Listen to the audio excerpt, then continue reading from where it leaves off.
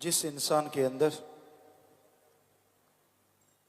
शुद्ध भावना है, नियत साफ है, परमपिता परमात्मा उस पे अपनी तमाम बरकतें, तमाम रहमो करम, तमाम खुशियां बख्श देते हैं, अता कर देते हैं। जो सेवा पे चला करते हैं, कई बार छोटी तकलीफ, कोई रुकावट, कोई परेशानी आती रहती है। उसकी वजह हो सकता है कि जिसे वो आजमाता है, आजमाने के बहाने बेइंतहा प्यार लुटाता है।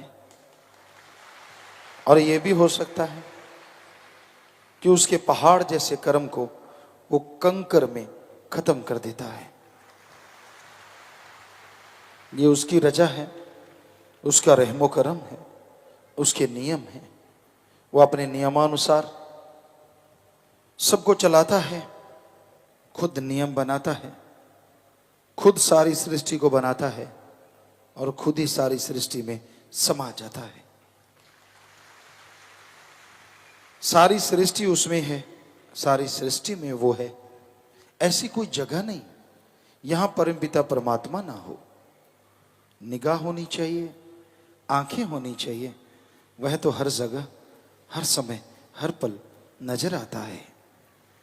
भाग्यशाली हैं वो लोग जो सेवा करते हैं।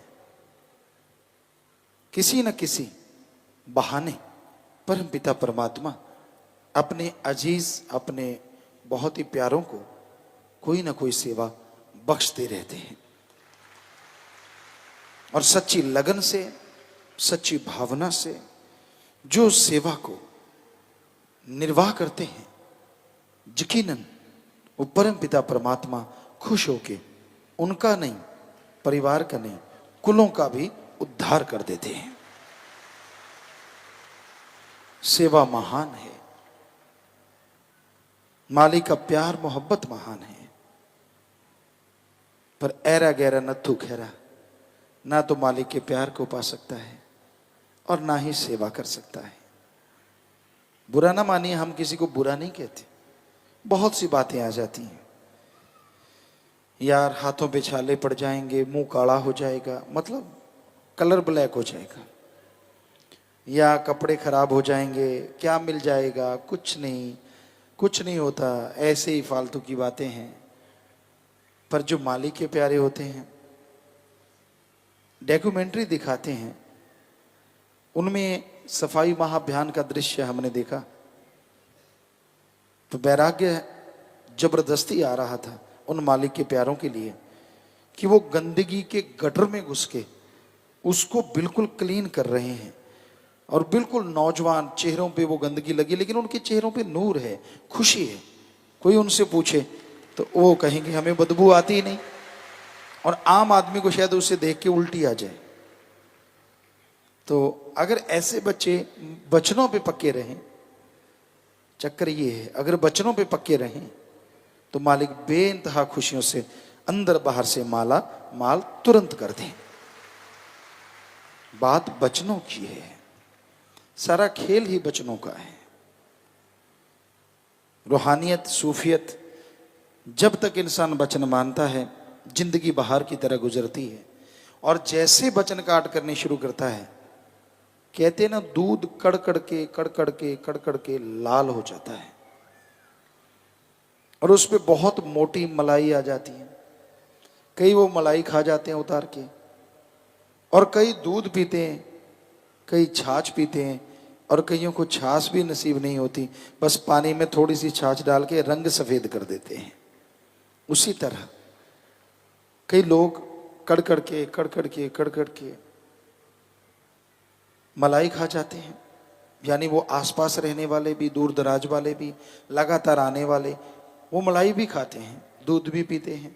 पर कुछ ऐसे भी होते हैं जो कड़ के, क्या है मलाई में, क्या दूध में, क्या छाछ में, घी में, बस वो पानी, यानी थोड़ा दिखावा मात्र रह जाता है उनके पास रूहानियत का।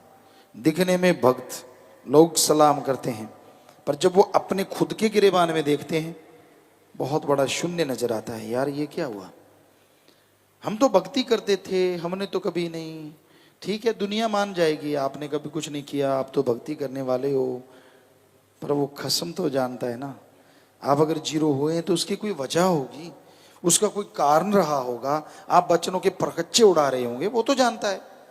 और फकीर इसीलिए बोलते हैं कि ऐसे कर्म ना करो, क्योंकि ऐसा कर्म करने से आप बेचैन रहेंगे, परेशान रहेंगे और आने वाले समय में बेइंतहा दुख उठाना पड़ता है। तो संतों का काम समझाना है, as a teacher, as a lecturer या एज ए चौकीदार, वो सबको सावधान करते रहते हैं, मत दिखावा करो। एक माँ को, एक बाप को, यहाँ आप बहुत से माँ बाप बैठे हैं, जिस दिन उसकी औलाद बुद्धू बनाए ना, और माँ बाप को पता चल जाए कि मुझे बुद्धू बनाया है, हमें लगता है उसको जो दर्द होता है शायद किसी और चीज से दर्द नहीं होता, कि यार मेरे खून ने मुझे ही बेवकूफ बनाया, उस टाइम बहुत दर्द होता है। जरा सोचिए, वो अल्लाह, वो वाहिगुरु, वो राम, वो गॉड, वो खुदा, तो दोनों जहां का मालिक है। माँ बाप को तो आप बुद्धू बना के पता नहीं चलने देंगे, लेकिन वो तो ऐसा है जिसको आपके कर्म का नहीं, जो आप सोच रहे हैं, सोचने जा रहे हैं, उसका भी पता है। कैसे बचोगे? और जब उसे ऐसा होता है, माँ बाप तो कुछ नहीं कहते, पर जब उसे लगता है कि उसे कोई ऐसा कर रहा है, वो दया का सागर, सागर का कोई छोर और किनारा नहीं माना जाता, बहुत लंबा चौड़ा माना जाता है, फिर भी उनके किनारे होते हैं, पर वो दया का सागर है, उसका कोई किनारा नहीं है। पर वो दर्द में ये सोचता है, ये कर्म करेगा काल की नगरी में, मालिक को बुद्धू बनाएगा तो उसकी बेड़ी में बट्टे पड़ेंगे ही पड़ेंगे, और आने वाले टाइम में उसका बुरा हश्र होगा ही होगा। इसलिए वो फिर अपने फकीरों के द्वारा लोगों को आगाह करते हैं, सावधान करते हैं कि बेटा हट जाओ, मत करो बुरे कर्म, मत दिखावा करो। ठीक है आप चंद किताबें पढ़ गए, बहुत आलम फाजिल बन गए, ठीक है आप बड़ा दिखावा कर लेते हैं, बड़े ओवर स्मार्ट हैं, आप बड़े कलाकार हैं, बड़े नाटकबाज हैं, लेकिन वो परमपिता परमात्मा से तो नाटक नहीं चलेगा ना। उसको तो सब पता है आप किस समय क्या कर रहे हो, तो क्यों कर रहे हो ऐसा, किस लिए? क्षणिक आनंद के लिए? काम वासना, क्रोध, लोभ, मोह, अहंकार, मन माया, क्षणिक स्वाद के लिए? क्यों क्यों नहीं परमानंद हासिल करते? लगातार सुमन कीजिए, लगातार सेवा कीजिए, छोड़ दीजिए पाखंडवाद, छोड़ दीजिए नाटकबाजी, बहुत हो गई जिंदगी में। कईयों ने तो बहुत कर लिया, देख रहे हैं हम लगातार, पर फिर भी उनका कोई किनारा ही नहीं है। पर अगर मालिक की तरफ से किनारा आया तो फिर आपको किनारा नहीं मिलता। चक्कर ये है, क्यों आप वो उसको अजमा रहे हो कि भाई हमें क्या फर्क पड़ता है? कुछ फर्क नहीं पड़ता, चंद दिन गुरुजी व्याख्या करेंगे, चंद दिन गुरुजी बोलेंगे, बाद में वैसे का वैसा है, हम सब जानते हैं, क्योंकि वो कड़के पानी में लस्सी वाले होते हैं, उनको कोई ना दूध से लेना देना, ना मलाई से, ना घी से, ना मक्खन से, ना छाछ से, ना दही से, क्योंकि उनको तो सब कुछ सिर के ऊपर से निकलता है।